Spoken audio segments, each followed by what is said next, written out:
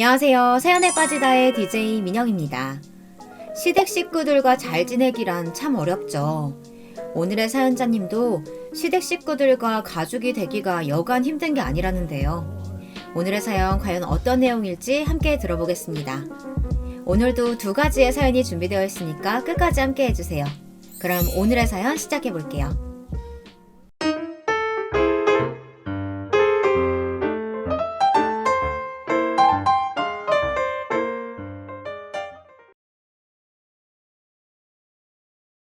안녕하세요. 저는 40대 유부녀입니다. 저는 최근 사람 마음이라는 게 모두 나 같지 않구나라고 뼈저리게 느낀 일이 있었어요. 그것도 가족이라고 생각했던 사람들에게 말이죠. 저는 삼형제의 장남과 결혼했습니다. 어쩌다 보니 한 집안의 맏며느리가 되어 있더군요. 남편과 저는 여행 중 운명처럼 만나 사랑에 빠져 결혼을 하게 됐습니다. 여기까지 들으면 영화 속 한 장면 같죠? 하지만 현실은 영화와 너무 달랐어요. 결혼식을 올리고 신혼여행에 다녀올 때까지는 정말 몰랐습니다. 결혼 생활이라는 게 생각처럼 쉽지 않다는 걸요. 다행히도 저와 남편 사이에는 아무런 문제가 없습니다. 남편과는 사이가 아주 좋아요. 문제는 시댁 식구들이었습니다. 특히나 동서들과의 관계 때문에 제가 아주 골치가 아파요. 말씀드린 대로 저와 남편은 여행을 하다 만난 사이라 서로의 조건에 대해 전혀 모르는 상태에서 만났어요. 만나고 몇 개월 동안은 이름과 나이 말고는 별로 아는 게 없었습니다. 차차 남편과 가까워지면서 이런저런 이야기를 나누다 보니 남편네 집안이 모두 다 교육자 집안이라는 걸 알았어요. 시아버지는 대학 교수로 얼마 전 퇴직하셨고 현재 사회단체의 고문으로 계세요. 시어머니는 초등학교 교장 선생님이고요. 그뿐만이 아닙니다. 남편과 시동생들도 모두 다 학교 선생님이에요. 심지어 막내 시동생은 대학 교수고요. 남편에게 프로포즈를 받았을 때 저는 당연히 좋았지만 한편으로는 부담스러웠어요. 남편의 부모님께서 저를 어떻게 생각하실까 걱정됐거든요. 사실 우리나라에서는 여전히 조건을 많이 따지잖아요. 조건만 따지고 보면 제가 남편과 비교했을 때 많이 부족해요. 제가 대학을 들어가긴 했는데 사정이 있어서 중간에 그만뒀거든요. 엄연히 졸업을 못했으니 따지자면 고졸인 거죠. 반면 남편은 교육대를 나와 임용고시를 단번에 합격하고 현재 초등학교에서 아이들을 가르치고 있어요. 저는 혹시나 제가 고졸이라 부모님께서 반대하시면 어쩌냐고 남편에게 물었습니다. 남편은 당연히 그럴 리 없다고 저를 안심시켰어요. 우리 부모님 다 교육자시잖아. 그런 거 가지고 사람 판단하고 평가하실 분들 아니야. 남편 말대로 예비 시부모님들이 정말 그런 분들이기를 바랬습니다. 사실 제가 고졸인 거 말고도 부족한 게 많아요. 아버지가 어릴 때 일찍 돌아가셔서 어머니가 가장으로 사시느라 친척들 집 여기저기에 전전하며 어린 시절을 보냈어요. 그게 뭐가 문제냐 하시는 분들도 있겠지만 제가 지금까지 살아보니 주변의 시선이라는 게 참 견디기 힘든 거더군요. 아무리 친척이어도 친부모는 아니다 보니 눈칫밥을 먹을 수밖에 없었어요. 당연한 거죠. 어려운 형편에 저까지 입히고 먹이는 게 쉬운 일은 아니니까요. 그러다 보니 저는 어릴 때 일찍 철이 들었어요. 불만이 있어도 잘 참고 주변 사람들을 먼저 배려했습니다. 나이가 들어서 가까워진 사람들에게 제가 살아온 환경이나 제 상황을 이야기하다 보면 결국은 다들 저를 좀 불쌍하게 생각하더라고요. 저는 그게 싫었어요. 그래서 언젠가부터 주변 사람들에게 제 이야기하는 게 좀 어렵더군요. 대학을 다니다가 중간에 그만뒀다는 이야기를 하면 하나같이 같은 반응이었습니다. 학비 아깝게 왜 그랬냐, 분명히 나중에 후회할 거다 라는 식이었죠. 그럴 때마다 저는 절대 후회하지 않는다, 지금 하는 일이 너무 좋다 이야기하곤 했지만 다들 믿지 않는 눈치였어요. 저는 그런 반응들이 싫어서 그때부터는 굳이 구구절절 제 과거를 설명하지 않고 그냥 고졸이라고 말해버렸습니다. 이력서에도 그냥 고졸로 다 적었어요. 오히려 그 편이 더 편하더라고요. 만약 저의 조건 때문에 예비 시부모님이 결혼을 반대하신다면 저는 견디기 힘들 것 같았습니다. 하지만 제가 사랑하는 사람과 결혼하기 위해서는 꼭 한 번은 넘어야 할 산이니 견뎌야 했죠. 저는 디저트 카페에서 빵과 케이크를 만드는 일을 했어요. 제가 일하던 카페가 그 동네에서는 제법 알아주는 곳이었지만 사실 젊은 사람들 사이에서나 유명한 거지 어른들이 알아주실 만한 일은 아니잖아요. 저는 예비 시부모님께 제가 하는 일에 대해 쉽게 소개해드리고 싶어 직접 만든 케이크와 쿠키들을 가지고 인사를 갔습니다. 제가 만든 쿠키와 케이크를 보고는 예비 시부모님도 처음엔 좋아하셨어요. 그런데 제가 고졸이고 현재 디저트 만드는 일을 카페에서 하고 있다고 이야기하자 살짝 표정이 달라지시더라고요. 거기다가 아버님이 안 계시고 어머님은 혼자 사신다는 이야기까지 하자 입을 딱 닫으셨어요. 물론 대놓고 제게 뭐라고 하신 건 아니지만 저를 100% 마음에 들어 하시는 것 같지는 않았습니다. 어머, 너무 예쁘게 잘 만들었다. 이런 걸 베이킹이라고 하는 거지? 그런 건 취미로만 하는 건 줄 알았는데 이걸로 돈도 벌고 대단하네. 대단하긴 한데 그래도 공부는 좀 더 하지 그랬어. 나중에 아이 낳고 그러면 후회할 텐데. 하긴 아버지도 없이 어머니가 혼자 벌어 자식 대학 보내는 게 쉬운 일은 아니지. 예비 시부모님은 두 분 다 선생님이라 그런지 딱 스승님처럼 말씀하셨습니다. 애써 좋게 포장해서 이야기하셨지만 어쩐지 대놓고 마음에 안 든다고 하시는 것보다 마음이 쓰였어요. 당시 남편은 부모님이 제가 마음에 들지 않아서 하신 말씀은 절대 아니라고 했지만 제 입장에서는 어쩔 수 없이 저를 받아주셨다는 느낌이 강했습니다. 남편이 저와 결혼하겠다고 단호하게 이야기했으니까요. 그래도 결혼 허락을 받기는 했습니다. 남편의 추진력으로 그 해에 바로 식을 올렸어요. 저는 시부모님께 보란 듯이 더 열심히 일하는 모습을 보여드리려고 애썼습니다. 제가 아무리 제 일을 사랑하고 열심히 한다고 해도 시부모님이 생각하시기에는 제가 하는 일이 일반적인 직장이라기보다는 그냥 동네의 작은 가게에서 아르바이트 정도 한다고 여기시는 것 같았어요. 저는 얼른 돈을 모아 제 이름으로 된 가게도 내고 성공하고 싶었습니다. 그런데 그게 생각처럼 쉽지 않았어요. 결혼한 지 반년도 되지 않아 바로 제가 첫 아이를 갖게 됐습니다. 분명 저희 부부에게는 너무 좋은 일이었지만 걱정되지 않는 건 아니었어요. 시부모님은 제가 일을 그만두기를 바라셨습니다. 아니, 제가 일을 그만두는 게 당연하다고 생각하셨어요. 안 그래도 매일 새벽에 출근하고 주말에도 늦게까지 일하는 거 힘들겠다 싶었는데 이 김에 얼른 그만둬. 주변 가서 일하는 거라 엄연히 몸 쓰는 일인데 뱃속의 아기한테도 좋을 리 없잖아. 어머님이 걱정하시는 건 아는데요. 저랑 같이 일하셨던 다른 분들도 다들 만삭 때까지 일하셨어요. 거기다 요즘 가게가 워낙 바빠서 제가 지금 당장 그만두면 가게에 너무 민폐예요. 제가 몸에 무리되지 않는 선에서 다른 직원들이랑 잘 조율해 볼게요. 그때였어요. 제 말에 시아버지께서 하실 말씀이 있으신지 슬쩍 시어머니에게 눈치를 주시며 헛기침을 하시더군요. 세아가, 우리가 이런 말까지는 안 하려고 했는데 네가 하는 일은 언제든지 아무 때나 할 수 있는 일이잖니. 지금 잠깐 쉰다고 일반 직장인들처럼 경력에 문제 생기는 것도 아닌데 뭘 그렇게 고집을 피우니? 어머니, 제가 하는 일에 대해 잘 모르셔서 그러는데요. 디저트라는 게 워낙 손을 많이 쓰는 일이라 쉬면 금방 손이 굳어요. 지금 일하는 가게도 유명한 곳이라 아무나 들어갈 수 있는 것도 아니고요. 시어머니야 저를 걱정해서 하신 이야기겠지만 제게는 상처가 됐어요. 언제든지 아무나 할 수 있는 일이 세상에 어디 있답니까? 저는 시어머니와 잘 지내고 싶은 마음에 애써 제 생각을 차분하게 말씀드리려고 노력했습니다. 그런데 그때 잠자코 계시던 시아버지께서 나서셨어요. 내 딴에는 세아가 너를 이해해보려고 노력했다. 근데 도저히 안 되겠구나. 힘들게 하루 종일 사서 학교에서 애들 가르치는 네 남편 아침밥은 한 번도 안 차려주면서 남들 먹을 빵 만들어주겠다고 새벽에 나가는 게 말이 되니?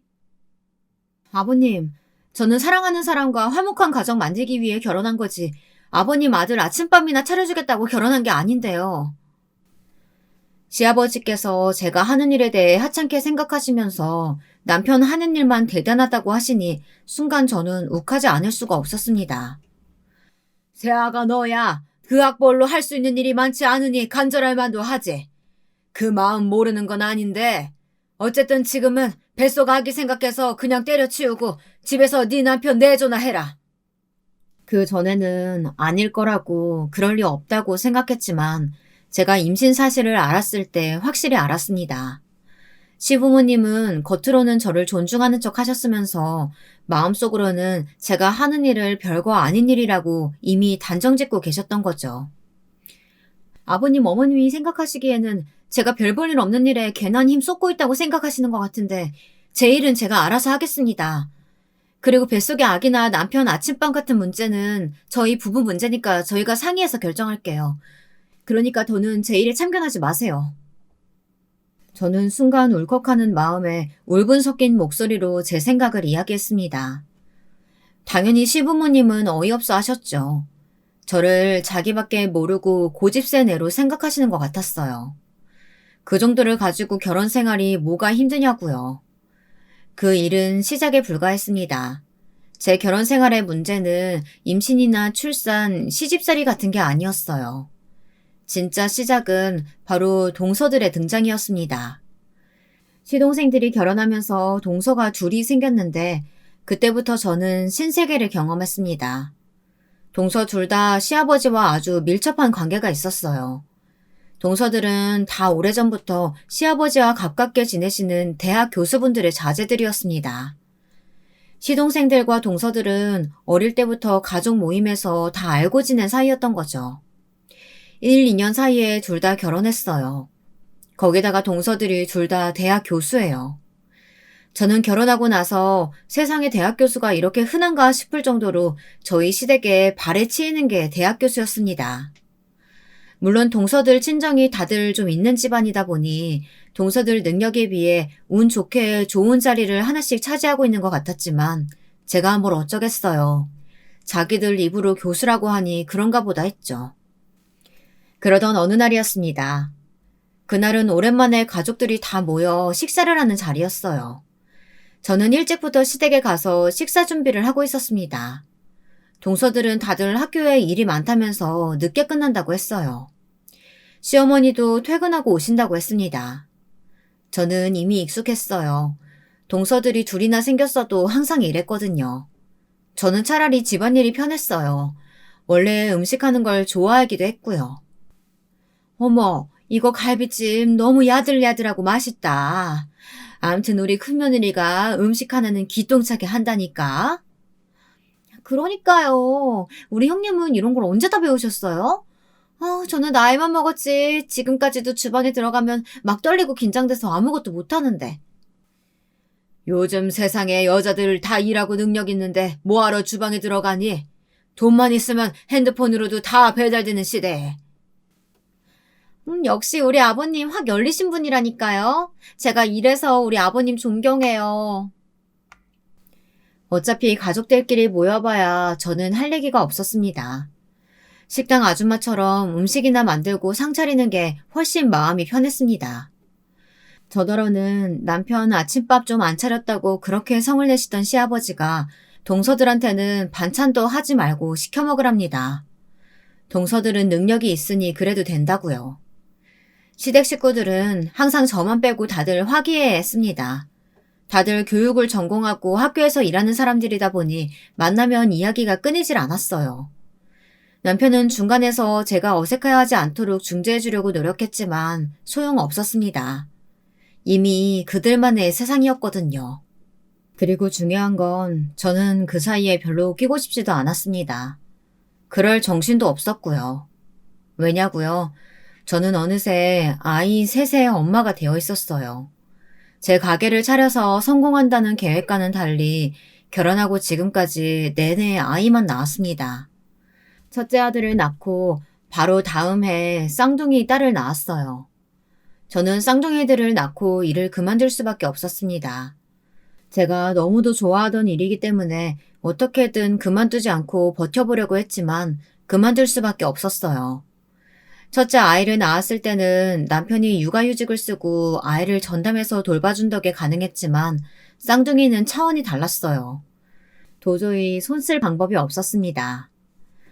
저와 남편은 혼자 사시는 친정어머니를 우리 집으로 모시고라도 육아를 부탁해 보려고 했어요. 그런데 시어머니가 난리가 났어요. 그때 마침 동서도 조카를 낳은 지 얼마 안 됐을 때예요. 동서는 주말이면 시어머니에게 아기를 맡기러 자주 왔습니다. 그러다가 시어머니가 급하게 나갈 일이 생기거나 힘드시면 저를 부르셨죠. 제게 셋을 보든 넷을 보든 애 보는 거야 비슷하지 않냐면서 잠깐 봐달라고 하셨죠.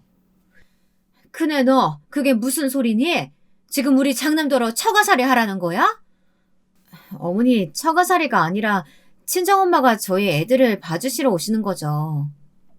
형님 그렇게 안 봤는데 은근 여운해요? 이런 식으로 은근슬쩍 시골에 혼자 사시는 어머니 모시고 올라와서 같이 살려고 하는 거잖아요. 와 대단하다. 동서가 뭘 한다고 아는 척이야. 동서야말로 매일 주말마다 시댁에 애 맡기러 오면서 나한테 할 소리는 아닌 것 같은데. 저와 시어머니의 이야기에 동서가 끼는 상황이 저는 너무 싫었습니다.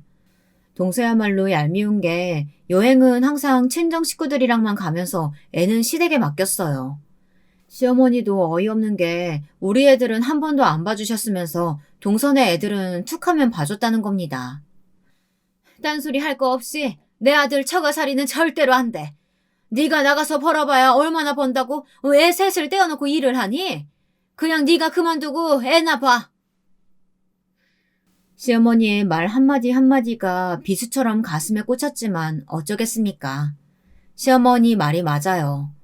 제가 너무 좋아하는 일이기는 하지만 냉정하게 생각해보면 대단하게 돈을 많이 버는 일도 아니고 주말에도 일해야 할 때가 많다 보니 아이 셋을 키운다는 게 현실적으로 가능하지 않았어요. 저는 결국 일을 그만두고 전업주부가 되었습니다. 아이들을 위해서는 어쩔 수 없는 선택이었지만 사실 저는 너무 아쉬웠어요.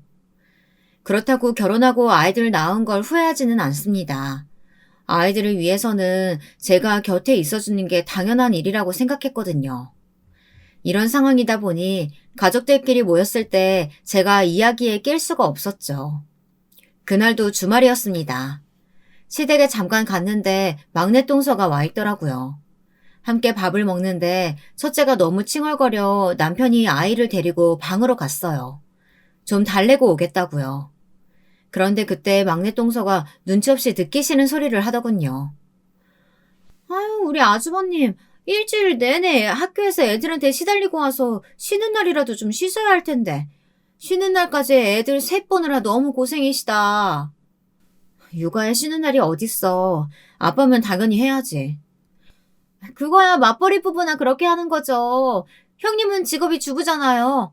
그럼 당연히 평일이든 주말이든 형님이 다 알아서 하셔야죠. 동서는 애도 하나 안 낳았으면서 뭘 한다고 그렇게 아는 척을 해. 육아 해봤어? 막내 동서는 항상 입에 달고 사는 말이 절대 아이는 안 낳는다는 거였습니다. 애 낳으면 몸매도 망가지고 자기 시간도 없다면서요. 결혼할 때부터 막내 시동생과 딩크족으로 살기로 했다네요. 형님, 저 아동학 전공이에요. 제가 애는 안 낳았어도 이론상으로는 형님보다 빠삭하다고요. 아이고 첫째 너 힘들면 애들 데리고 먼저 집에 가라. 괜히 육아 스트레스 풀겠다고 피곤한 막내 앞에서 손윗동서 흉내내지 말고. 어머니, 제가 언제 손윗동서 흉내를 냈다고 그러세요. 동서가 먼저 저를 무시하니까. 어허 첫째, 너 어디서 감히 시어머니한테 꼬박꼬박 말댔구야. 식구들 모인 자리에서 제일 큰 사람이 아주 잘한다. 그만하고 얼른 뒷정리나 해라. 만면이래가 돼가지고 동서들 아우르지는 못할 망정. 아이고. 아버지, 이 사람도 힘들어서 그러는 건데 왜 자꾸 재수씨 편만 드세요. 오늘도 이 사람이 음식 준비 다 하고 상도 혼자 다 차렸는데요. 남편은 주말에도 쉬지 못하고 시댁에 와 애 보고 살림하는 제가 안쓰러웠는지 시부모님께 한 소리 했습니다. 아이고, 그까지 상 차리고 설거지하는 게 무슨 일이라고. 아무나 하면 되는 거지 왜 그렇게 생색을 내고 그러니? 어머니도 그만 좀 하세요. 이 사람이 애 셋 혼자 보느라 고생하는데 도와주시지는 못할 망정 왜 그런 소리까지 하세요? 저를 대하는 시부모님들과 동서들의 행동에 남편은 속상했는지 항상 제 편을 들었습니다. 그리고 자꾸 이런 식이면 아예 시댁에 오지 않겠다고 엄포까지 놓았습니다. 명색이 장남이라는 놈이 여자들 일까지 참견하고 그래? 너희 엄마는 아들 셋 키우면서 학교 일까지 다 했다. 봐라! 너희 셋 다 잘 키워놓고 지금 교장까지 됐잖니? 무슨 어머니가 우릴 키워요. 어머니 학교 일로 바빠서 우리 셋 다 외할머니 손에 컸는데. 남편은 말이 통하지 않는다면서 저와 애들을 데리고 그대로 시댁을 나와버렸습니다. 저는 남편에게 고마우면서도 걱정이 앞섰어요. 괜히 저 때문에 남편과 시부모님의 사이를 갈라놓는 것 같아서요. 제가 걱정을 하면 남편은 항상 괜찮다고 했습니다. 오히려 자신의 가족들 때문에 제가 상처받고 힘들어하는 것 같아 미안하다고 했어요. 시부모님이나 동서들과 잘 못 지내는 건 저도 속상했지만 그래도 아이 셋을 키우면서 한 번도 다투지 않은 남편과는 잘 지냈습니다. 남편은 언제나 저를 더 응원해줬거든요. 어딜 나가봐도 제가 만든 음식보다 맛있는 건 없다면서 항상 저를 최고라고 해줬습니다. 덕분에 저는 용기를 낼 수 있었어요. 저는 집에서 하루 종일 정신없이 아이 셋을 돌보면서도 시간이 날 때마다 새로운 레시피도 연구하고 연습도 많이 했습니다. 적고 메모할 시간은 없어도 항상 핸드폰을 켜두고 영상으로 찍으며 공부를 했어요. 아이들을 안고 업어가면서요. 그럴 때마다 저는 제가 만든 쿠키와 빵들을 예쁘게 포장까지 해서 시부모님과 동서들에게 가져다 주었습니다. 남편은 가족들한테 그런 소리까지 들어가며 뭐하러 잘해주냐고 했지만 저는 괜찮았습니다. 항상 저를 응원해주는 남편 덕분인지 저는 다른 사람들에게 무슨 소리를 듣더라도 제가 만든 음식을 함께 나눠 먹는 게 좋았거든요. 그래도 가족인데 자주 얼굴 보고 지내다 보면 언젠가는 자연스레 서로에 대해 이해하고 가까워지는 날이 있겠지 싶어서요. 하지만 그 길 또한 쉽지 않았습니다. 동서들과 거리를 좁히는 게 제 생각만큼 쉽지 않았어요. 동서 둘은 저 빼고 자주 만나는 것 같더라고요. 같이 저녁도 자주 먹는 것 같길래 한 번은 제가 먼저 같이 밥 먹자고 했습니다. 집으로 초대했어요. 제가 최근에 이사를 했거든요. 남편이 조금 한적한 동네로 발령이 돼서 그 김에 작은 주택을 사서 전원 생활을 시작했습니다. 저는 작게 텃밭을 꾸몄어요. 제가 인테리어에도 관심이 많아 하나부터 10까지 다 신경 써서 했습니다. 동서들은 이사한 우리 집이 부러운지 연신 예쁘다고 하고 제가 해준 음식도 잘만 얻어먹더니만 마지막에는 꼭 듣기 싫은 소리를 한마디씩 했습니다. 형님은 집에서 노는 게 적성에 맞으시나 봐요? 집도 매일 이렇게 가꾸고 한가롭게 쿠키나 굽고. 완전 부럽다. 적성은 무슨, 나도 당연히 나가서 일하고 싶지. 그리고 내가 워낙 부지런한 성격이라 애새 키우면서도 이 정도로 깨끗하게 유지할 수 있는 거야. 에이, 그거야 형님이 덜 힘드니까 그러는 거죠. 저도 취미로 뭐라도 배우고 싶은데 퇴근하고 들어가면 손 하나 까딱하기 싫을 정도로 힘들다고요. 밥도 안 챙겨 먹는다니까요. 맞아. 나도 딱 일주일만 형님처럼 집에서 놀았으면 좋겠다. 그러면 나도 형님네 집처럼 이렇게 예쁘게 꾸며놓고 한가롭게 쿠키 좀 구울 텐데. 형님도 SNS 같은 거 해보시지 그래요? 요즘 할 일 없는 아줌마들 많이 하던데. 할 일이 없기는 하루 종일 바빠서 앉아서 밥 먹을 시간도 없는데. 듣다 저도 너무 짜증나서 동서에게 한마디 하려던 그때였습니다. 막내 동서가 뒤에서 뭐라고 혼자 중얼거리는데 너무 작게 말해서 무슨 소리인지 모르겠더라고요. 그래서 제가 막내 동서에게 뭐라고 한 거냐고 나한테 말한 거냐고 물었습니다. 그러자 대뜸 막내 동서가 소리까지 내며 웃더군요. 그러더니 하는 말이 어이가 없었습니다. 아, 맞다. 저도 모르게 그만 영어로 얘기했네요. 저랑 둘째 형님은 만나면 가끔 영어로 얘기하거든요. 옛날 유학할 때 생각도 나고 해서요. 동서가 영어로 이야기해서 못 알아들은 게 아닌데 동서는 제가 영어를 몰라서 못 알아들었다고 생각하는 것 같더군요. 어이가 없었습니다. 말이 좋아 유학이지. 둘 다 부모님 도움받아 장학금 내고 이름도 못 들어본 대학에서 돈 주고 학위 따온 거 제가 뻔히 아는데 잘난 척이 아주 하늘을 찌르더군요. 곧 죽어도 영어 못 알아들었다고 말하긴 쪽팔리나 봐요. 막내 동서는 제가 못 알아들은 줄 알았는지 다시 영어로 큰 동서에게 이야기하더군요. 어이가 없었습니다. 동서는 그래도 미국에서 한 3년 있었다고 하지 않았어? 발음이 영... 하긴 3년 살았다고 원어민 같아질 거면 개나 소나 다들 미국에 있다 왔겠지. 형님, 그게 무슨 뜻이에요? 뭐 제가 개나 소라는 거예요? 어머, 내가 동서한테 한 말일 리가 있어? 동서는 영어는 잘하는데 한국말을 잘 못 알아듣나 봐.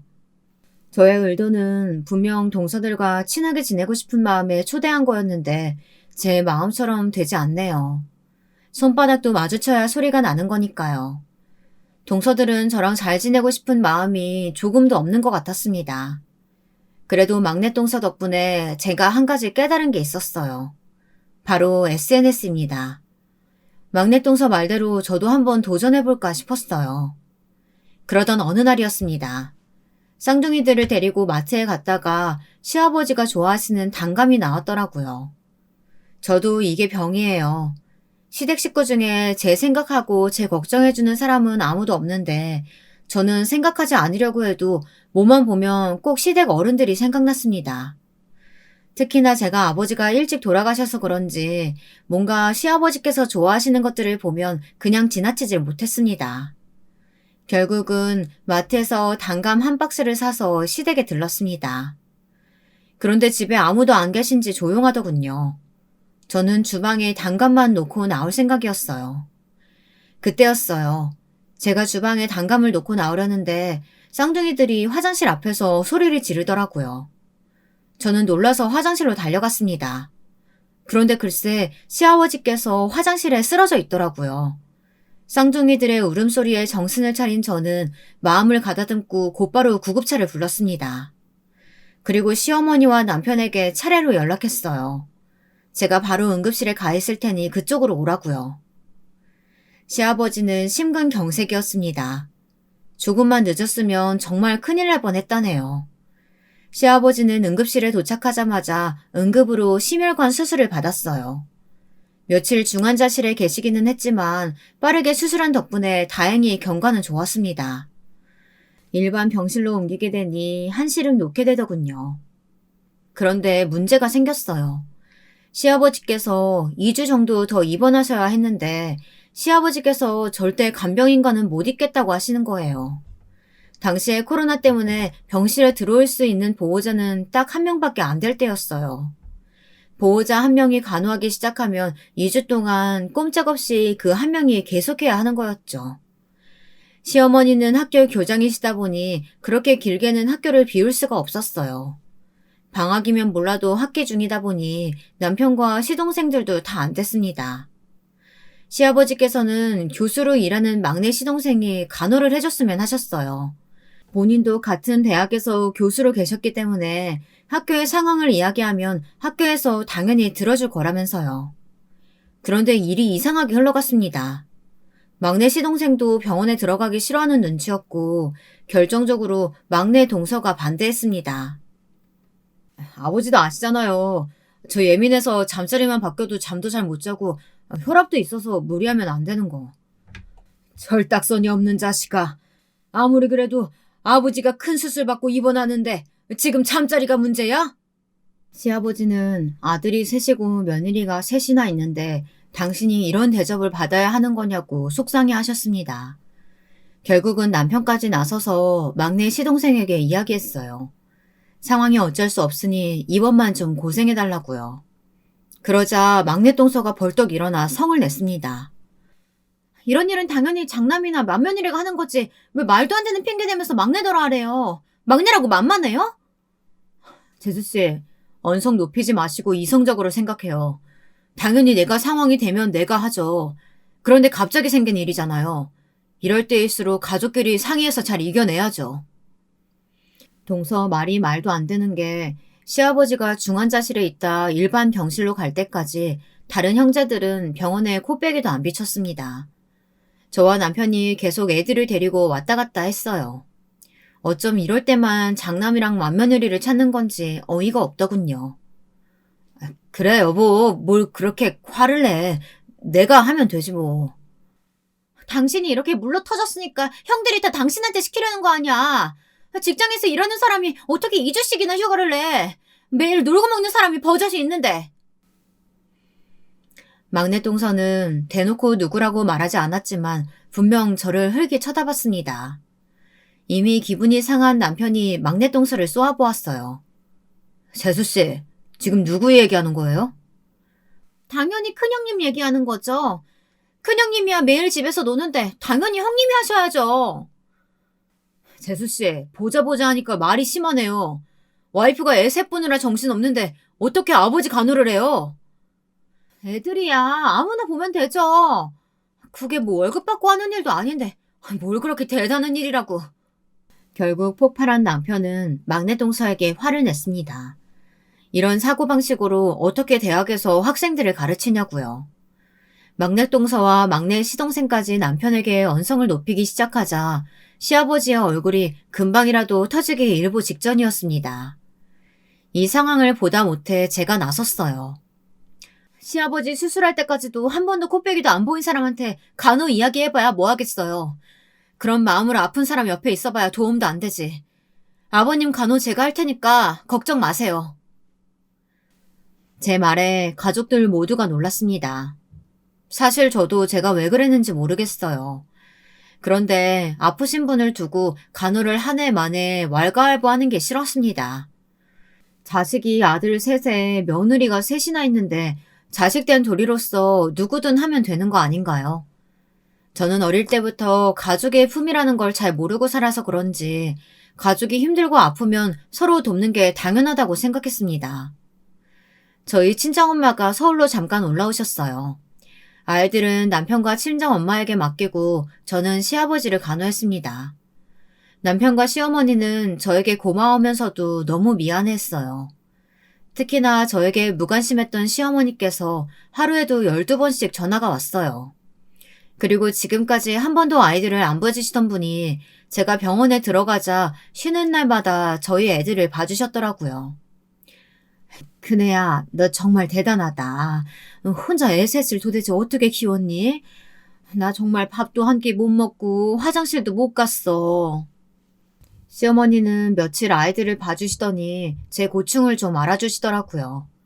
거기다가 지금까지 제가 너무 고생 많았다면서 앞으로는 주말에 한 번씩 아이들을 맡기래요. 당신이 도와주시겠다고요. 꼭 이런 걸 바라고 시아버지 간호를 한 건 아니었지만 저는 제가 간호하기를 참 잘했다는 생각이 들었습니다. 시어머니와의 관계뿐 아니라 시아버지와도 사이가 좋아졌어요. 처음엔 시아버지도 며느리라 좀 불편해하시는 것 같더니만 며칠 제가 살갑게 굴었더니 나중에는 편해하시더라고요. 제 밥이나 잠자리까지 괜찮은지 걱정해 주시면서 말이죠.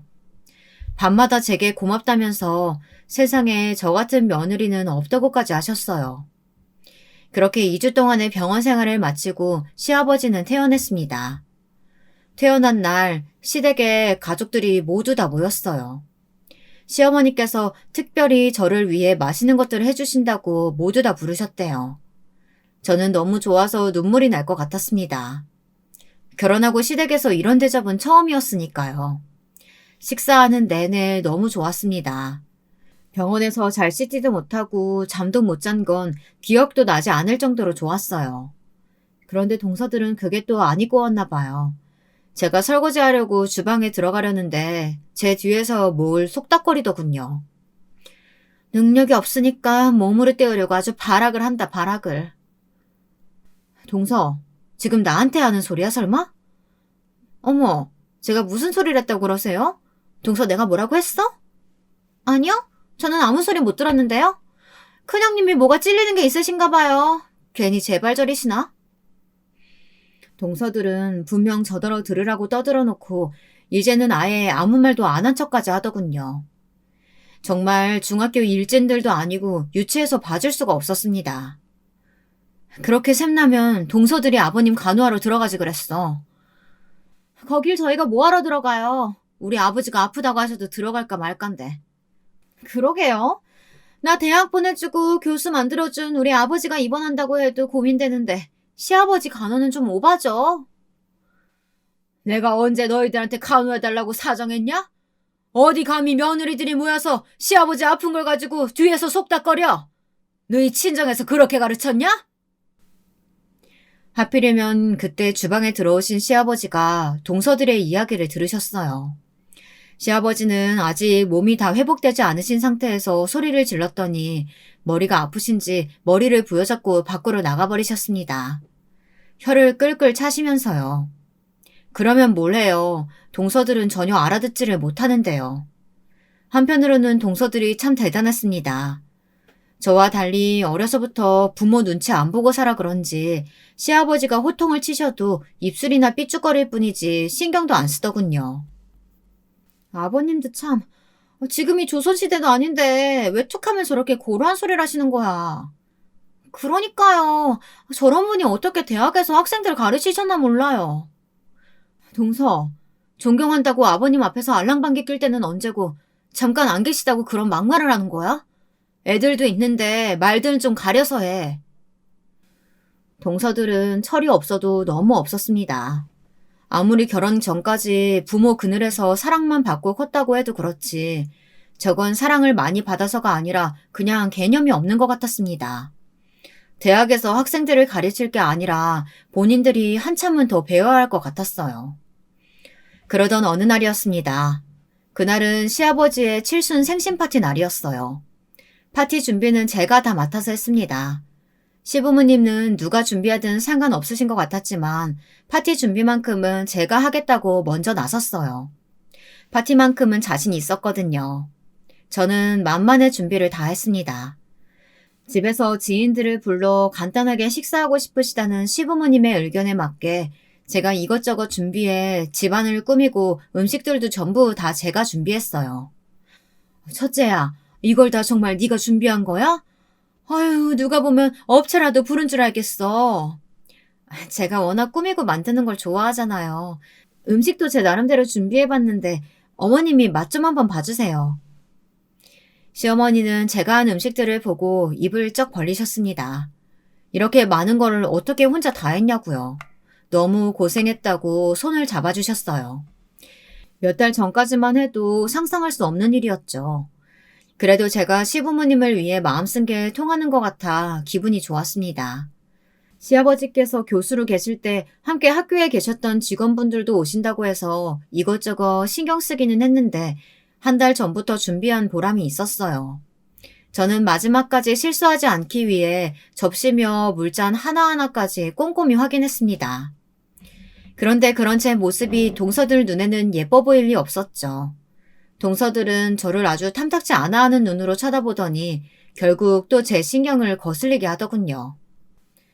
돈 주고 사람 불리면 될 일을 가지고 뭘 이렇게 유난히 떠셨어요?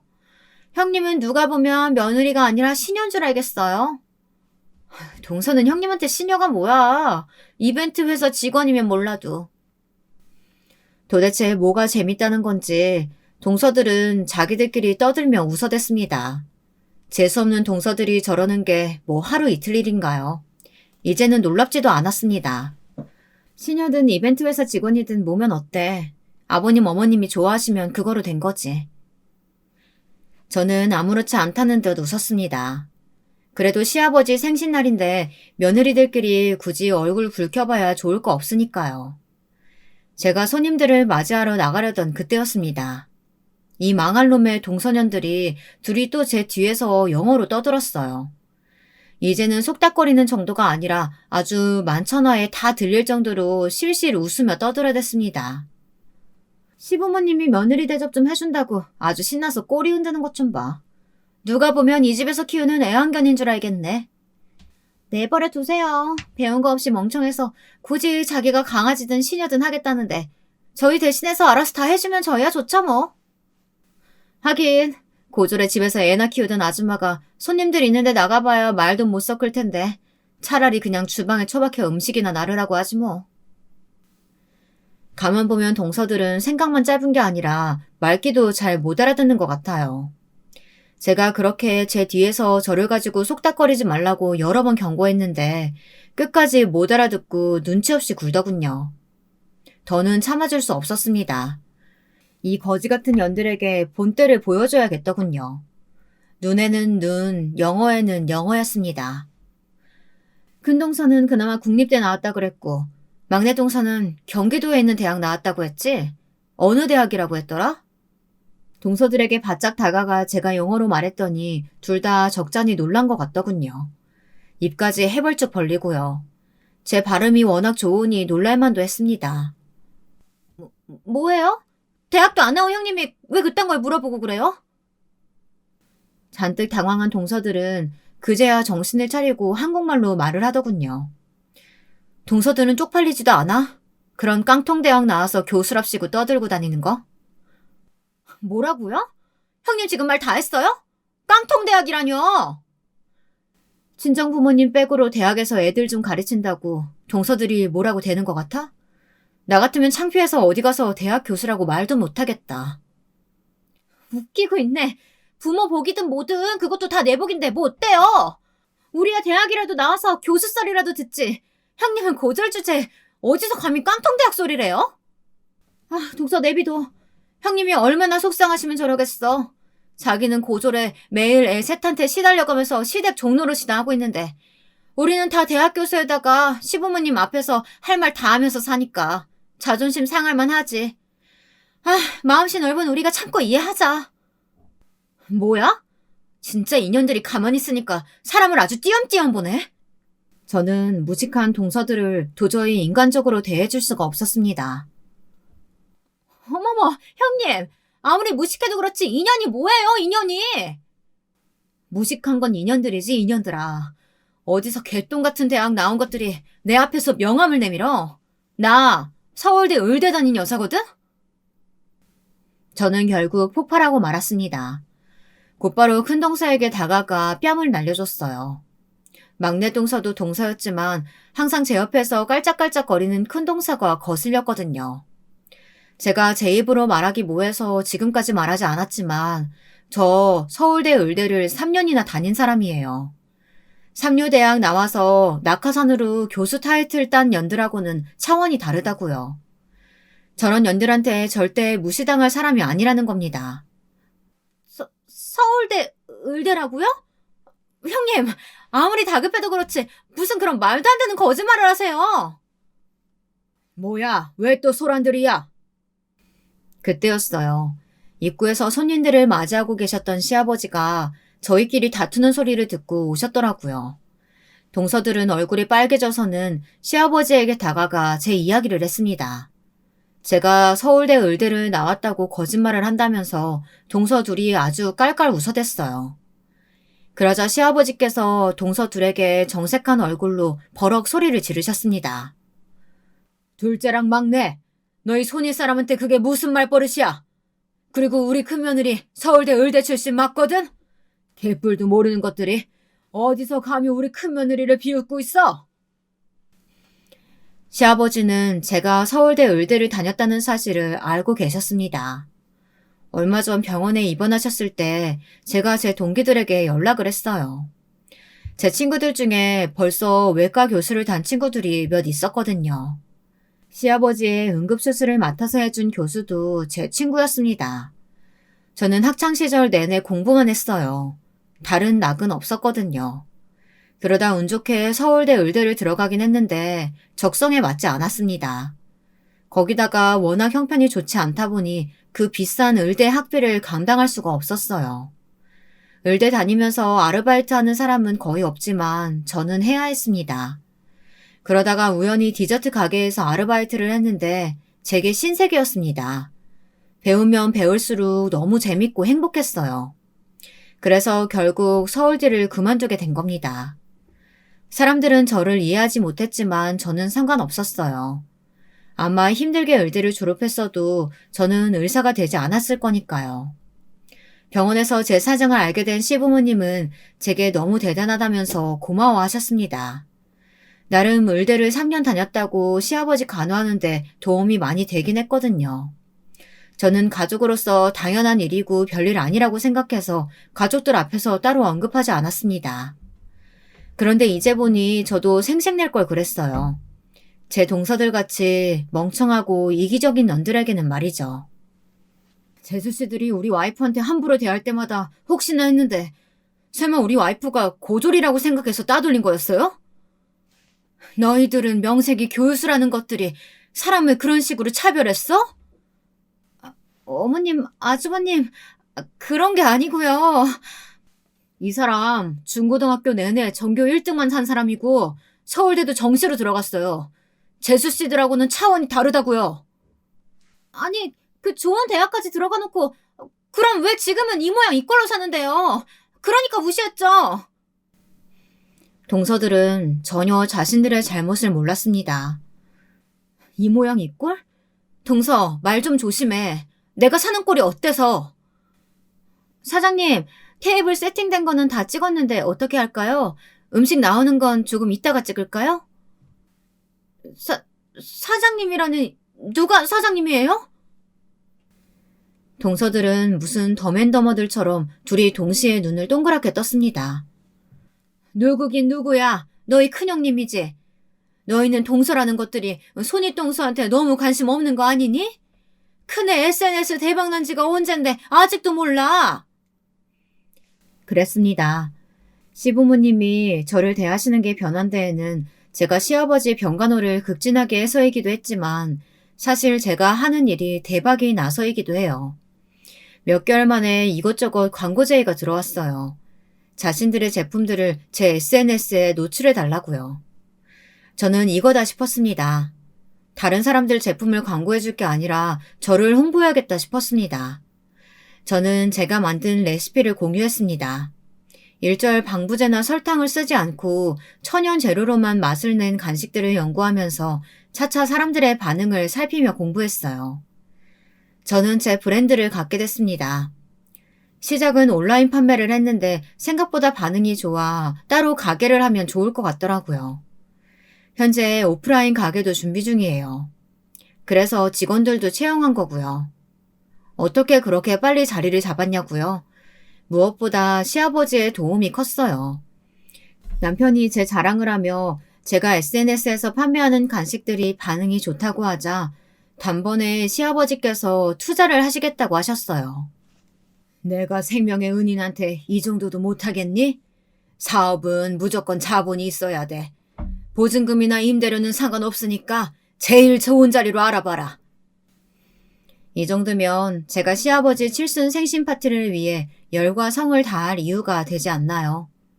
제 사업의 가장 중요한 투자자이신데 이 정도는 해드릴 수 있었죠. 그리고 무엇보다 오늘 아버님의 생신 자리에서 선보인 음식들은 다 제 가게에서 판매할 것들이기 때문에 시식회나 다름없었습니다. 그래서 제 직원들이 함께 사진도 찍고 영상도 만들고 있는 중이었습니다. 이 사실을 뒤늦게 알게 된 동서들은 아주 난리가 났습니다. 대놓고 말할 수는 없겠지만 시부모님께 서운한 티를 내더군요. 아버님, 저희도 똑같은 며느리인데 어쩜 큰형님한테만 그렇게 큰 금액을 투자하실 수가 있어요? 저희 너무 서운해요. 당연히 저희한테도 공평하게 해주실 거죠? 얼씨구, 너희들 치매냐? 나 병원 있을 때 했던 말 기억 안 나?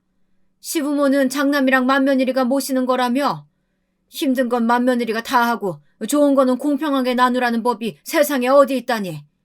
나는 그때 이후로 우리 큰며느리한테 아버지가 되어주기로 했다. 너희도 억울하면 너희 아버지들한테 해달라고 해. 시아버지는 아주 단호하셨습니다. 저는 정말이지 속이 다 후련했어요. 그날 이후로 어떻게 됐냐고요? 180도 달라진 시댁에서의 제 위치를 파악한 동서들은 더는 저를 무시하지 않았습니다. 심지어 제 SNS를 팔로우했다면서 인증샷까지 보내더라고요.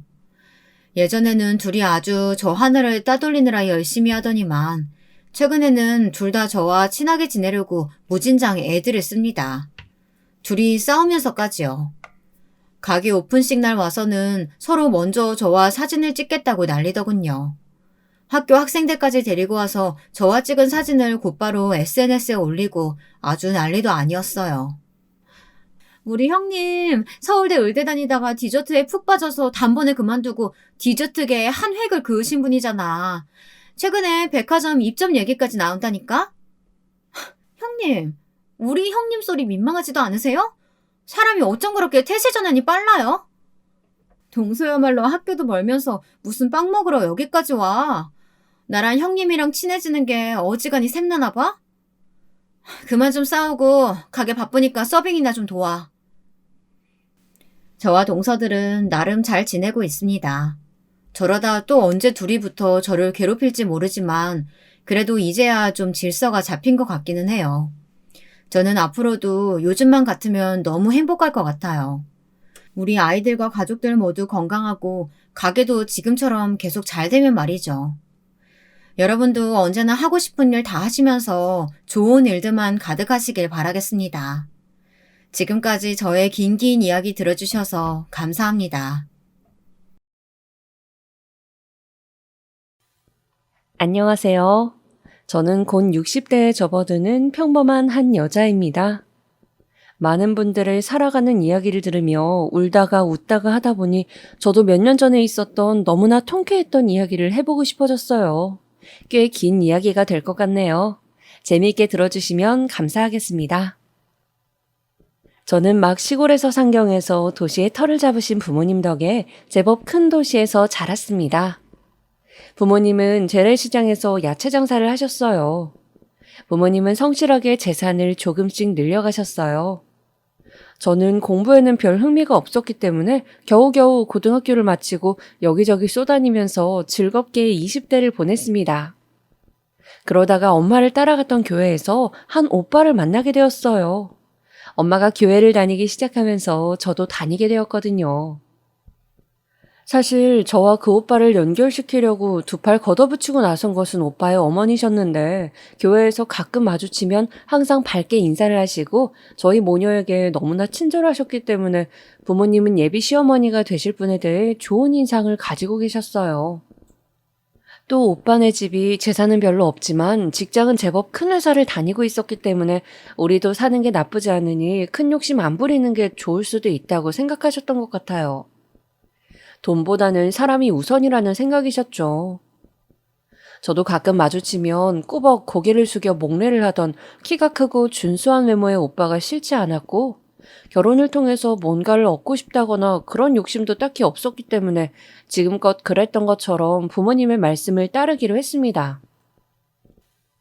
부모님이 알아보신 바로는 저의 시댁이 될 집안은 평판이 좋았습니다. 형편이 어려운 어르신에게 식사를 자주 챙겨드린다는 이야기, 또 고아원을 방문해 정기적으로 후원한다는 이야기 등등 빠듯한 형편에도 다른 사람을 돕는 일에 언제나 앞장서서 나선다는 이야기들이었어요. 인품을 가장 중시하셨던 부모님은 그런 부모 밑에서 자란 아들이 얼마나 반듯하겠냐며 살면서 내 딸 서럽게 하진 않을 것 같다고 그 집에 저를 시집 보내기로 결정하셨죠. 그래서 저는 양가 부모님들의 추진으로 결혼을 하게 되었습니다.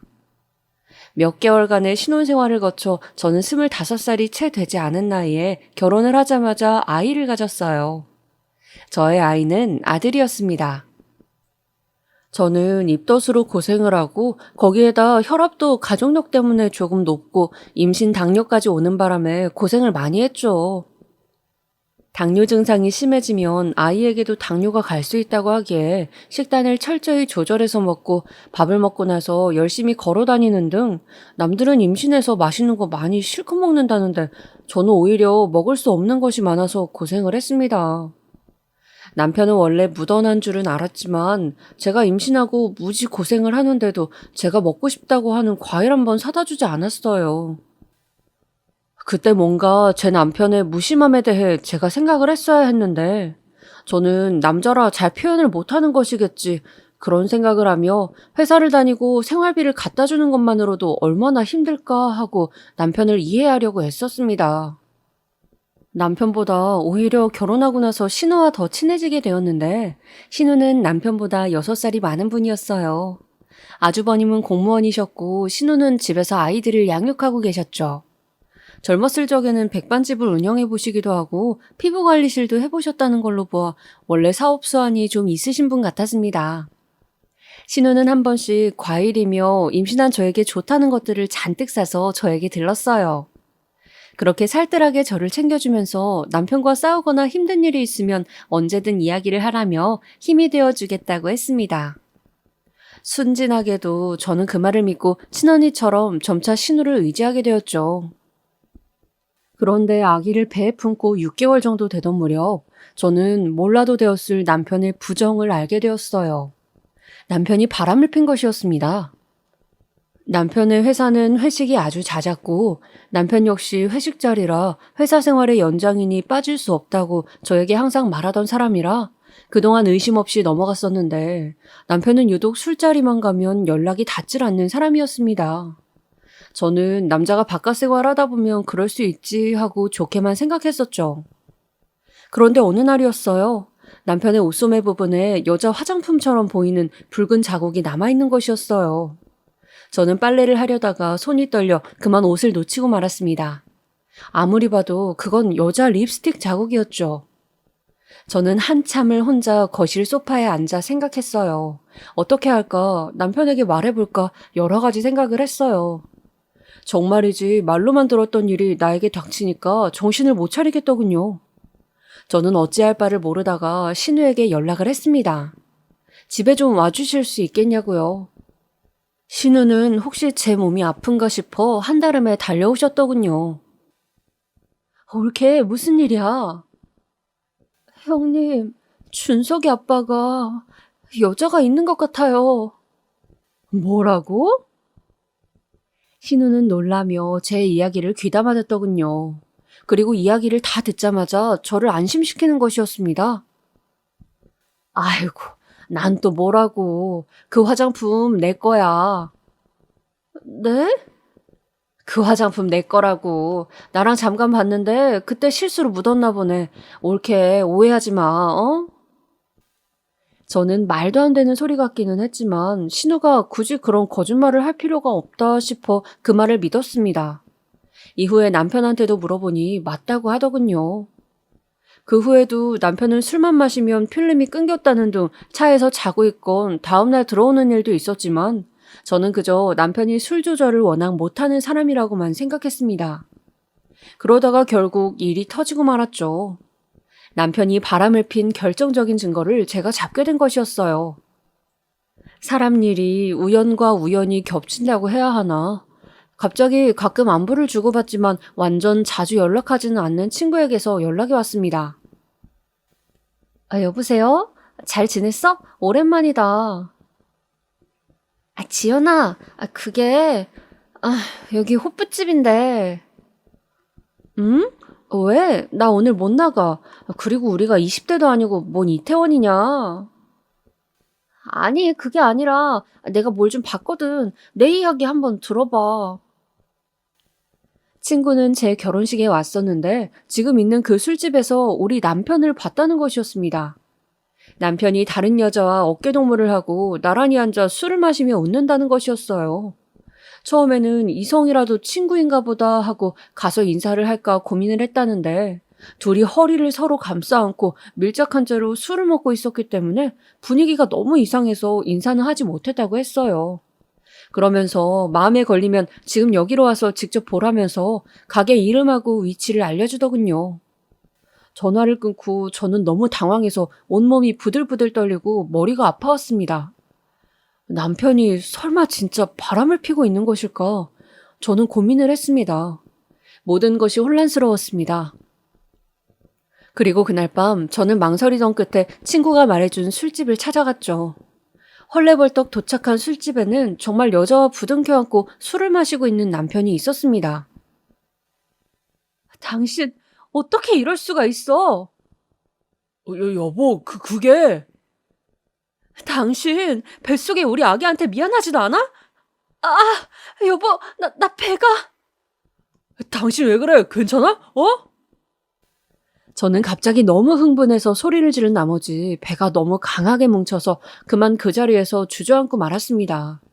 주변에서 119를 불러주고 남편이 땀을 뻘뻘 흘리면서 저를 데리고 병원으로 갔더니 아기가 스트레스를 받아서 조산기가 있다며 조심해야 한다고 했죠. 조금만 움직여도 아기가 내려와 버릴 수 있다고 병원에선 입원을 해서 아기가 나올 때까지 계속 누워서 지내는 것을 권유했어요. 저는 졸지에 아무것도 못하고 누워 지내게 되었죠. 나중에 정신을 차리고 하얀 병원 천장을 바라보면서 멍하니 있는데 남편이 신우와 함께 와서 저에게 용서를 빌었습니다.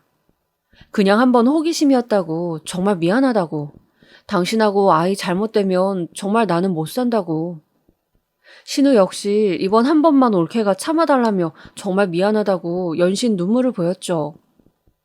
저번에 신우가 자기 립스틱이라고 한 건 역시 동생을 위해 둘러대준 것이라고 했어요. 저는 정말 어이가 없었죠. 시모 역시 제 예상을 벗어나는 반응을 보였습니다. 아들이 바람을 폈고 며느리가 충격으로 쓰러졌는데 저보고 대뜸 그러시는 거였어요. 얘, 너는 몸이 그렇게 약해서 어떡하니? 아기는 괜찮더냐? 어머님, 이 사람 사고 친 거 들으신 거예요? 우리 때는 남자들은 의뢰 한 번씩 다 그랬단다. 그런 거 일일이 마음 쓰면서 못 살아. 피곤해서. 그냥 편하게 마음 가지고 너는 너고 나는 나다 하면서 서로 남이라고 생각하면서 건드리지 말고 살면 그게 제일 현명한 거야. 어머님의 말씀을 듣다 보면 무조건 결혼 생활에서 양보는 여자가 해야만 한다는 말처럼 들렸어요. 저는 생각 같아서는 당장 이혼하고 싶었지만 실상 조산기로 인해 누워서 똥오줌을 누가 받아내야 할 정도로 아예 일어날 수도 없는 상태였습니다. 몸이 너무너무 좋지 않았죠. 그리고 남편은 그런 상태에서 매일 병실을 찾아와 자신의 잘못을 빌었습니다. 저는 남편을 용서하지도 그렇다고 이혼을 마음먹지도 못했어요. 갓난아기를 데리고 이혼한 채로 살아갈 자신이 없었거든요. 그때는 정말 하루하루가 비참했어요. 이런 일을 겪으면서까지 내가 당장 경제력도 없고 뱃속에 아이도 태어날 때가 되어서 현실에 굴복한다는 생각 때문에 많이 울었죠.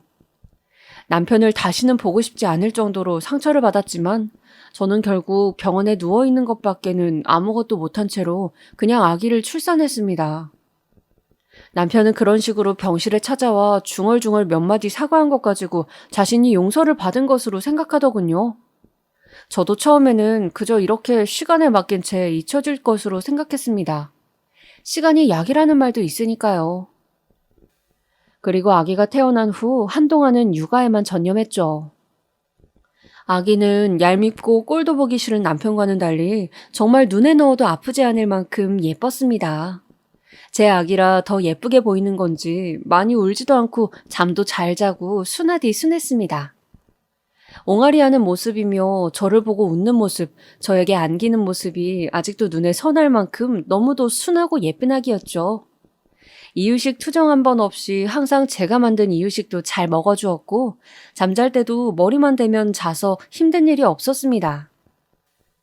저는 아기 옆에 붙어 자면서 많은 마음의 위안을 얻었어요.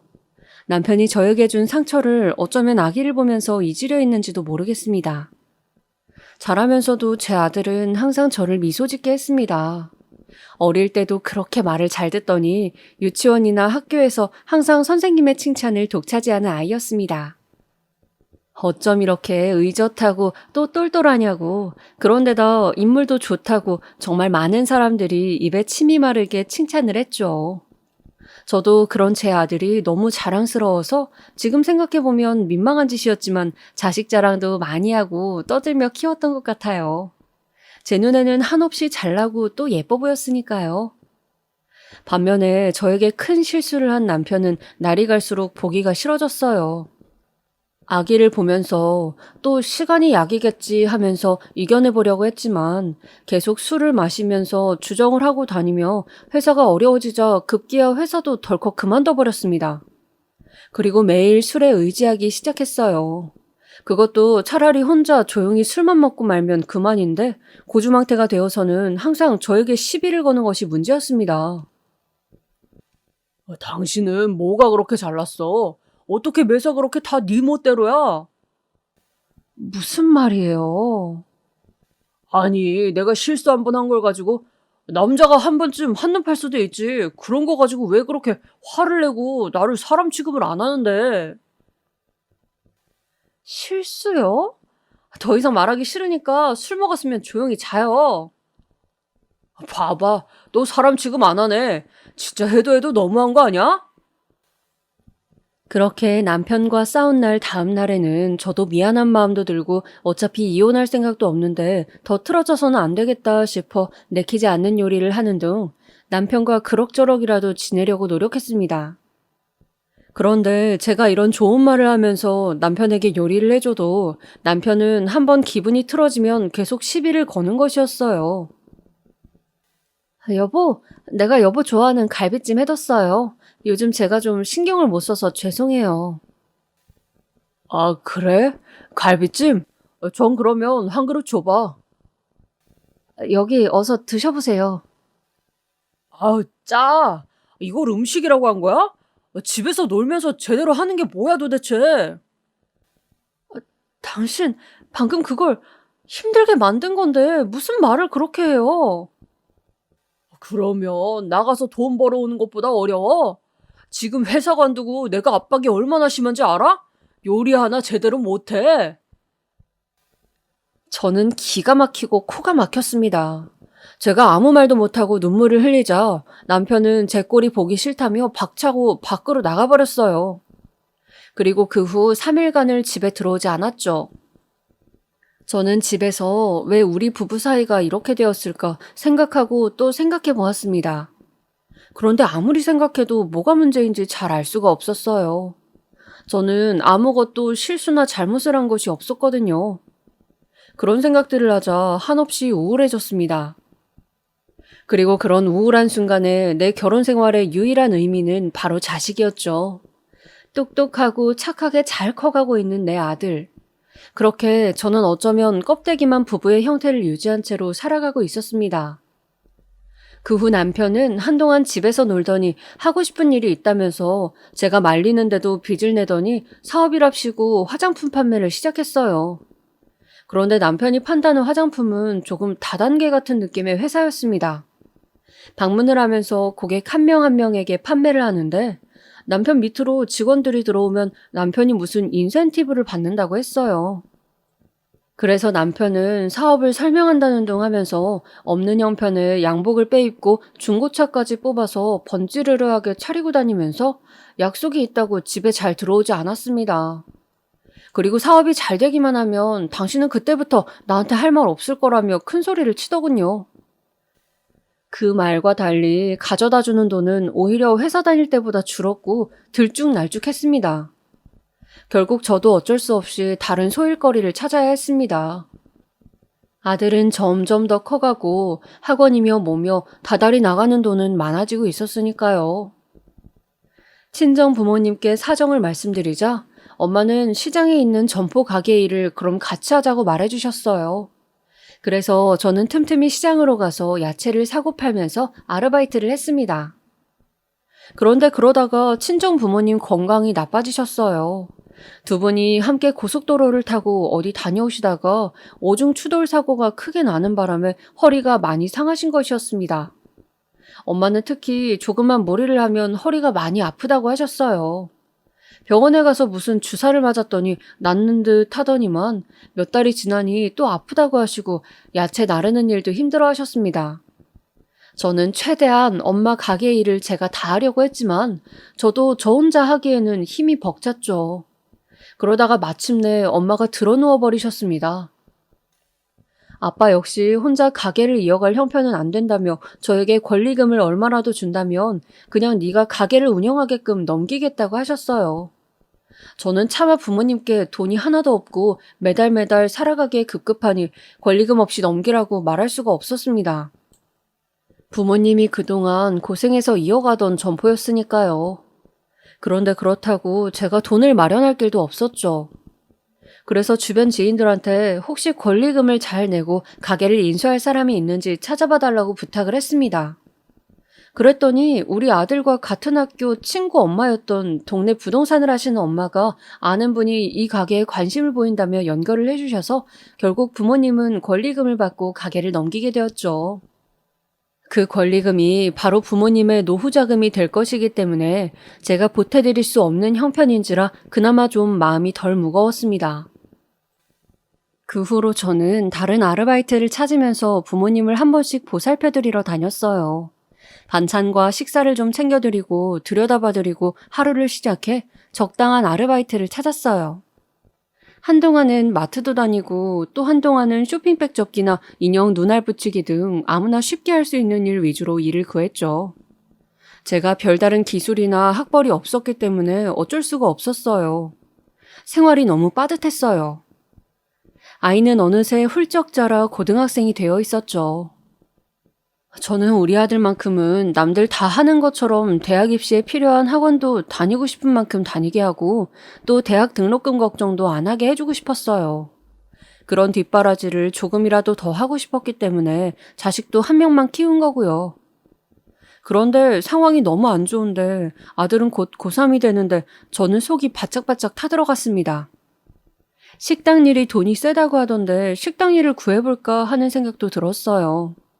그런데 원래 체력이 약하다 보니 전에 잠깐 했던 청소일도 너무 힘들어서 못 견뎠었는데 식당 일을 할 수 있을지 걱정이 좀 앞섰습니다. 친정 부모님은 아파서 누워 계시고 시댁은 요즘 신우가 고깃집을 차린다고 해서 오픈 준비가 한창이었어요. 명절 때 같이 전을 부치면서 신우 언니가 요즘 어떻게 지내냐고 하시길래 제 상황을 대충 말씀드렸죠.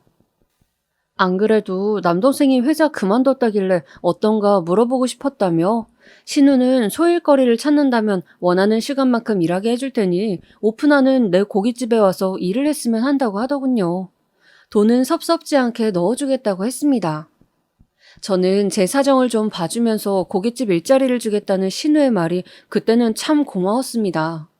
실제로 신우가 다른 가게에서 일하는 돈보다 20만 원 정도를 더 챙겨주기도 했고요. 그렇게 저는 난생 처음 고깃집 일을 해보게 되었습니다.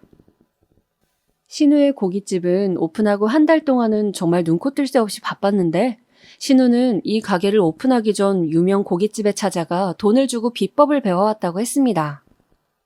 그리고 동네 고깃집에서 저는 일을 배우기 시작했습니다. 그 고깃집은 한우 전문점이었는데 한우에 칼집을 내서 스테이크처럼 두툼하게 굽는 것이 별미였습니다. 멀리서 그 고기 맛을 잊지 못해 찾아오는 손님들이 많다고 했죠. 그리고 후식으로는 냉면과 된장찌개 같은 평범한 것도 있었지만 육개장 칼국수라는 것이 있었어요. 아주 매콤하고 통통한 칼국수 면발이 한우와 환상의 궁합을 보여주고 있었죠. 신우 역시 주력 메뉴로 한우 스테이크 메뉴와 칼국수를 내세웠는데 여기에 한 가지 더 주력 메뉴가 있었습니다. 아무래도 한우만 처음 하다 보니 가격도 너무 세고 돼지고기를 찾는 손님들도 많아서 오겹살 메뉴를 추가한 것이죠. 그리고 나중에 술안주로 돼지 껍데기를 찾는 분들도 많아 결국 돼지 껍데기로 유명한 가게로 가서 껍데기 양념 비법을 배워 그것도 메뉴에 추가를 했습니다. 저는 처음 하루 5시간만 일하기로 하고 가장 허드렛 일이라면 허드렛 일일 수 있는 야채 밑작업을 했어요. 그리고 밀린 설거지도 제 담당이었습니다.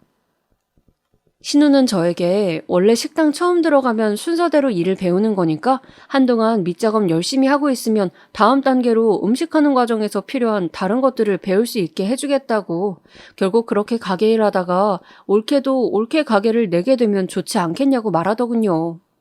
저는 신우 언니가 항상 저를 챙겨주었기에 이번에도 저를 도와준다고 생각하고 감사하게 여겼습니다. 단지 좀 힘들었던 점은 일손이 너무 딸리고 바쁠 때에는 시어머니도 와서 같이 일을 거들어 주셨는데 어머니가 오실 때면 너무 다른 직원들보다 저에게만 유독 구박을 하신다는 것이었어요.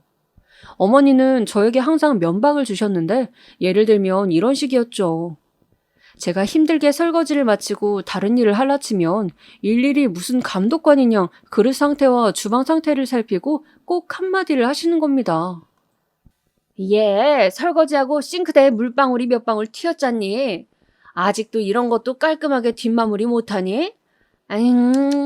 손주가 대학생이 다 되어가는데 우리 아들 늙어서 밥이나 얻어먹을란지 모르겠다. 아휴. 그리고 또 어떤 날은 하루 종일 양파도 까고 감자도 깠더니 몸이 너무 아파서 주방 구석에 간이 의자에 앉아 잠깐 쉬고 있던 중이었어요. 시모가 와서 그러시더군요. 아니, 다 늙은 나도 이렇게 일하려고 돌아다니는데 너 지금 뭐 하니? 지금 신우 가게라고 막 놀고 대충 일하는 거니? 다른 직원보다 돈도 더 챙겨준다고 하던데 다른 직원들이 보면 어떻게 생각하겠니? 얼른 일어나질 못해? 네, 어머니. 제가 양파 까다가 허리가 너무 아파서 그만. 죄송해요. 저는 어머니가 그런 구박을 하실 때마다 말할 수 없이 서러웠지만 참고 또 참으면서 견뎌야 했습니다. 남편의 수입이 일정치 않은 상황에서는 제가 신우 가게에서 받는 월급이 굉장히 중요한 돈이었고, 신우와 시어머니가 생색내는 그 20만 원이 저한테는 정말 큰 돈이었거든요. 5시간만 일하는 자리도 찾기가 쉽지 않았고요. 그리고 저는 어쨌든 신우 가게니까 신우와 제 사이가 좋으면 된다고 생각했어요. 신우는 항상 저에게 친절했고 무슨 일을 시킬 때에도 이유를 설명해줬고 제 알바비도 후하게 쳐주는 등 여러 가지로 제 결혼 생활에 항상 도움을 주려고 하는 좋은 사람이었으니까요. 그런데 오랜만에 쉬는 날 친한 고향 친구를 만나 사는 이야기를 하는데 친구가 문득 그런 말을 하는 것이었어요. 너 사람들이 왜 시금치도 싫다고 시댁이라고 하면 치를 떠는지 아니? 그런 말이 있어? 웃기다. 시금치도 안 먹는데? 그럼 내가 볼 때 너네 신우가 똑똑한 거야. 너를 자기 손아귀에 잡아두려고 그러는 거지. 너 생각해서 잘해주는 게 아닐걸? 아니야. 우리 신우는 그런 분 아니야. 얼마나 내 걱정을 해주는데. 나 고깃집에서도 일도 하게 해주고. 생각해봐. 네가 지금 그 가게에서 하는 일이 어찌 보면 가장 힘든 일이라니까. 말만 좋게 하고 다 너 부려먹으려는 수작이라고. 결국 신우 마음속에는 내 동생 위하는 마음이 있는 거지 널 위하는 마음이 있겠니? 핏줄이 얼마나 강한데. 신우한테 너무 의지하지 말고 경계를 해야 돼. 저는 친구의 말을 들으면서도 우리 신우는 그렇지 않다고 생각했어요. 그런데 결국 친구 말이 맞고 제 생각이 더없이 순진했음을 저는 알게 되었죠. 어느 날 집으로 가려고 가게에서 퇴근 준비를 하고 있는데 신우가 갑자기 안 좋은 얼굴빛으로 저에게 와서는 미안한데 자기가 급한 일이 생겼으니 가게 마감 좀 해달라고 하는 거였습니다. 마감까지는 3시간이나 더 남아 있었어요. 제가 아들 때문에 조금 그렇다고 하니 신우는 오늘만 좀 부탁한다고 하면서 뛰쳐나가 버리더군요. 저는 무슨 일인지 말도 없이 갑자기 그러시니 기분이 좋진 않았지만 그러려니 하면서 그냥 넘어가려고 애썼어요. 그렇게 서빙도 하고 음식도 나르고 마감 준비를 하고 가게 문을 닫고 집에 갔더니 글쎄 남편이 얼굴이 피투성이가 되어 자고 있는 것이 아니겠어요? 저는 너무 놀라 남편을 흔들어 깨웠습니다. 여보, 이게 무슨 일이야, 어? 술집서 시비가 붙어서 좀 싸웠어. 뭐라고? 당신 나이가 몇인데 술집서 시비가 붙어? 저는 남편이 더없이 한심했습니다.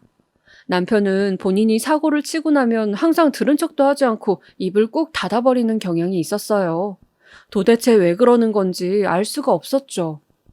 사람 속이 답답해서 미쳐버릴 때까지 한번 해보자는 건가 그런 생각이 들었습니다. 하긴 소리를 지르거나 짜증을 내면 그것도 그것대로 싫기는 했어요. 생각해보니 그냥 저랑 남편이 성격이 안 맞는 건가 싶네요. 참, 결혼이라는 게 왜 이렇게 어렵고 생각대로 안 되는지, 특히 남편이란 작자는 왜 이렇게 남보다도 못한지. 남편은 무슨 내용인지 몰라도 술집에서 시비가 붙어 그걸로 고소를 당했다고 했습니다. 그쪽에서 합의금을 요구한다고 했어요. 저는 어이가 없어서 나는 그 돈 못 주니 알아서 하라고 했죠. 결국 또 신우가 나서서 남동생 치닥거리를 했습니다.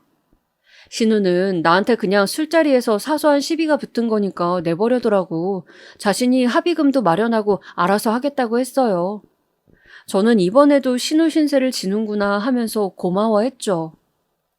그런데 운명의 장난인지 아니면 하늘이 저에게 뭔가를 알려주려고 한 것인지 제가 출근하지 않는 날 가게 직원용 탈의실에 제가 항상 가지고 다니는 카드 지갑을 실수로 놔두고 온 것을 알게 되어 저는 볼일을 보러 나가면서 가게에 들르게 되었어요. 제가 쉬는 날이면 시모가 일을 도와주러 종종 나오신다는 것을 알고 있었는데 막 가게 앞에 도착하자 신우와 시모가 나누는 이야기 소리가 들렸습니다. 저는 문을 막 밀고 들어가려다가 그 목소리에서 뭔가 이상한 내용을 듣게 되었어요. 그래, 그 여자와는 잘 정리하기로 한 거지? 시모의 목소리였습니다. 엄마. 그냥 재미로 좀 만났던 건데 유부녀랑 하필 놀아가지고.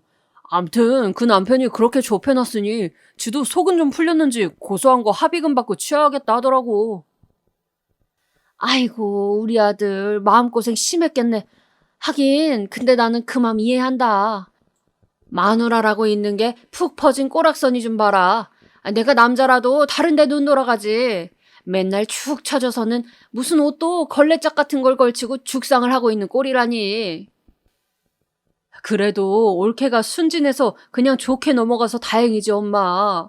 이런 일이 있는지 알아봐. 올케가 아무리 순진하고 착해도 그냥 안 넘어갈걸. 그냥 안 넘어가면 지가 돈이 있어 뭐가 있어. 그냥 참고 사는 거지 뭐. 할 수 있는 거나 있어? 그래도 엄마 그냥 모르는 게 나아.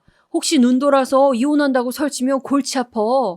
나도 엄마도 제 호랍이 되면 뭐 삼시세끼 밥 챙기면서 치닥거리 할 거냐고. 아휴, 그건 그렇다. 암튼 잘 해결됐다니 다행이지 뭐. 저는 갑자기 내가 무슨 드라마의 주인공이 된 건가 싶고 눈앞이 아득했습니다. 그토록 저에게 잘해주던 신우가 실은 속으로 저런 생각을 하고 남편이 바람펴서 생긴 문제들을 해결해주고 있었다뇨. 그날 급한 일이 있었다고 간 것도 제 남편이 바람핀 여자의 남편에게 맞아서 연락을 받고 간 거였습니다. 형님은 저를 기만하고 철저히 속였습니다. 그 순간 저는 너무도 제가 한심하고 바보 같았습니다. 지금껏 속으면서 당하고 산 것이라니 하염없이 눈물이 흘렀어요.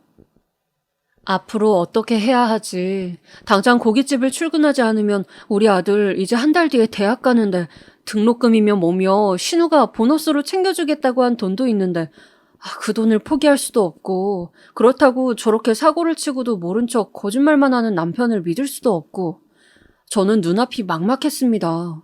어떻게 하면 좋을까요? 인생을 살아가면서 위기의 순간이 온다고들 하죠. 한동안 저는 마음을 잡지 못하고 방황했어요. 그저 가게에 나가면 아무 말도 하지 않고 신우가 하라는 일만 하고 조용히 퇴근을 했고 집에는 늦게 들어갔습니다. 집으로 돌아가는 저의 손에는 항상 소주나 맥주가 비닐봉지에 담겨 있었죠. 그런 저를 걱정하는 제 아들이 어느 날 저에게 물어보더군요. 수능을 마치고 대학 입학을 기다리고 있던 시기였습니다.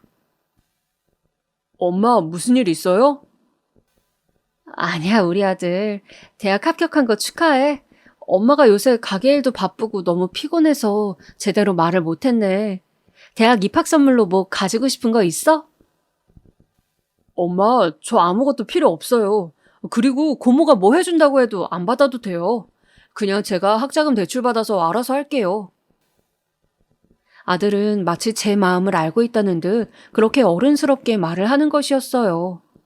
저는 이제 대학생이 되는 아이가 엄마를 너무 걱정하는 것이 가슴이 아파서 아들에게 막상 아무 말도 하지 못하고 그날 밤 혼자 베개를 끌어안고 참 많이 울었습니다.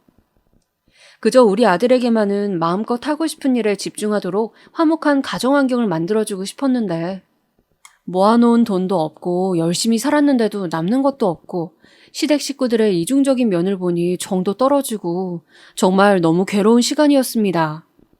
저는 도저히 계속 신우의 가게에서 일할 수 없겠다는 결론을 내렸습니다. 그래서 겨우 모아두었던 비상금 몇백으로 보증금이 저렴한 상가를 뒤졌어요. 다행히 인근 아파트 옆에 있는 상가 건물 지하에 작은 백반집과 돈가스집 등 저렴하게 식단가가 형성된 곳이 있었죠. 저는 신우의 가게에서 배운 육개장 칼국수를 메인 메뉴로 하는 국수집을 해보려고 마음을 가졌습니다. 그래서 차근차근 부동산 계약을 하고 중고로 식당에 필요한 것들을 들여놓고 있었어요.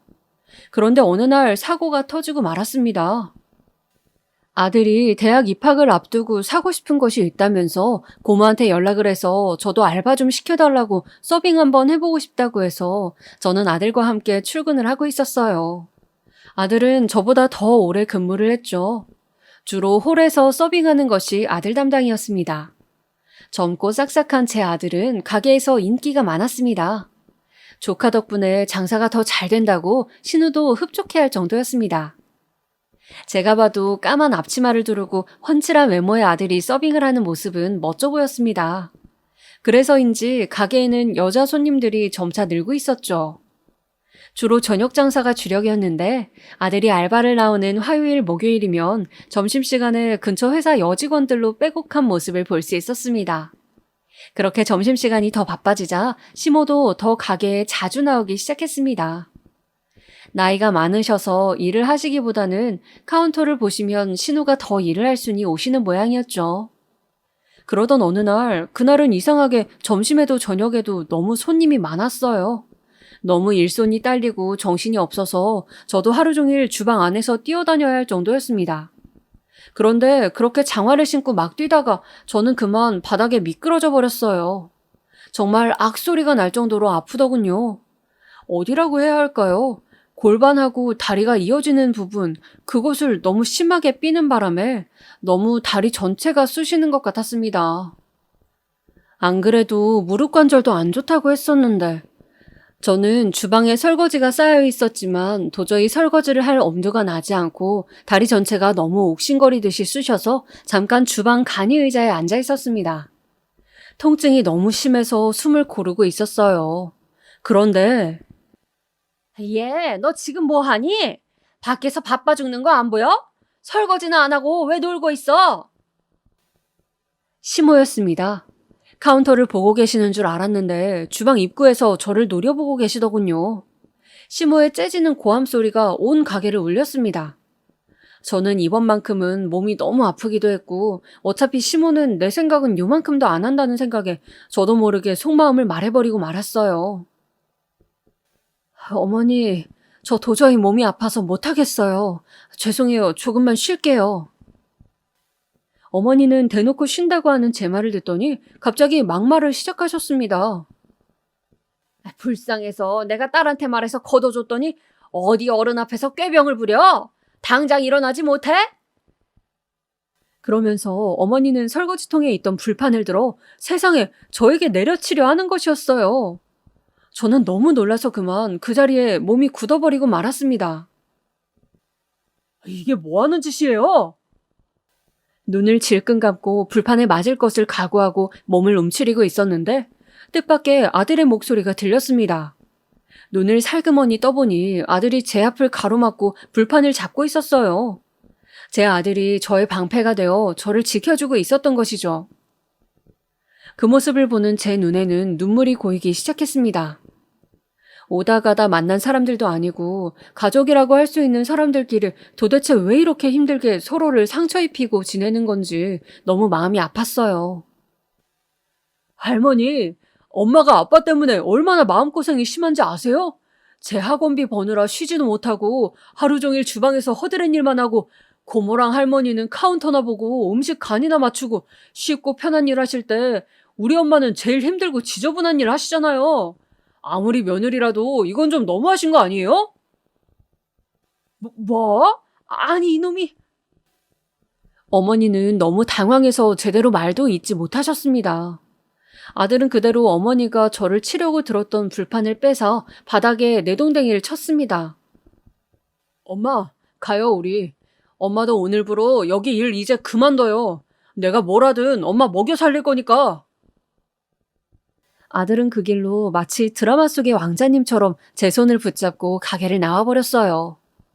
저는 아들의 그런 행동에 후폭풍이 걱정되면서도 한편으로는 속이 시원했습니다. 아들은 그 길로 집에 가더니 저한테 통장을 내밀었어요. 엄마, 내가 사실은 고등학교 다니면서 아르바이트를 해서 돈을 좀 모아둔 게 있어요.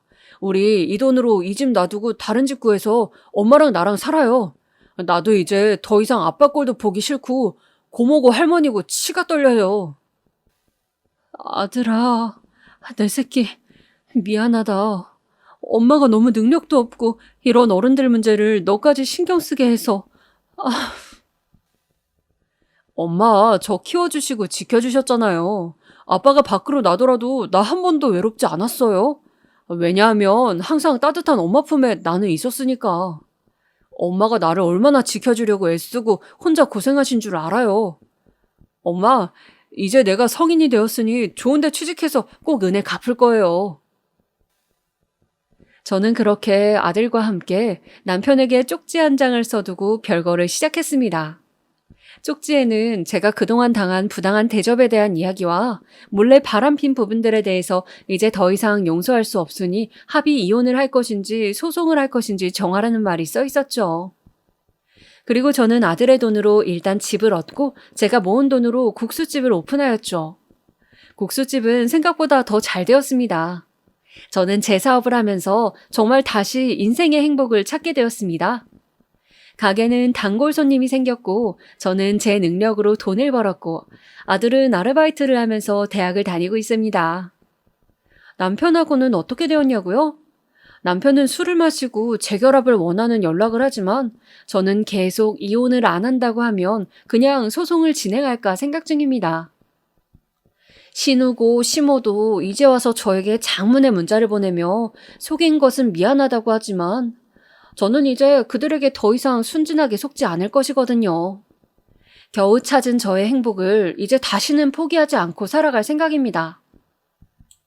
여러분도 살면서 이중적으로 앞에서는 잘해주고 뒤로는 다른 말을 하는 사람들을 조심하시길 바랍니다. 저처럼 당하지 마시고요. 오늘 들려드린 저의 이야기 어떠셨나요? 이제 저녁에는 제법 선선한 계절이 되었네요. 곧 가을이 올 모양입니다. 제 이야기 들어주신 모든 분들 오늘 하루 즐겁게 보내시길 기원하면서 저는 이만 제 사연을 마치고자 합니다. 지금까지 들어주셔서 감사합니다.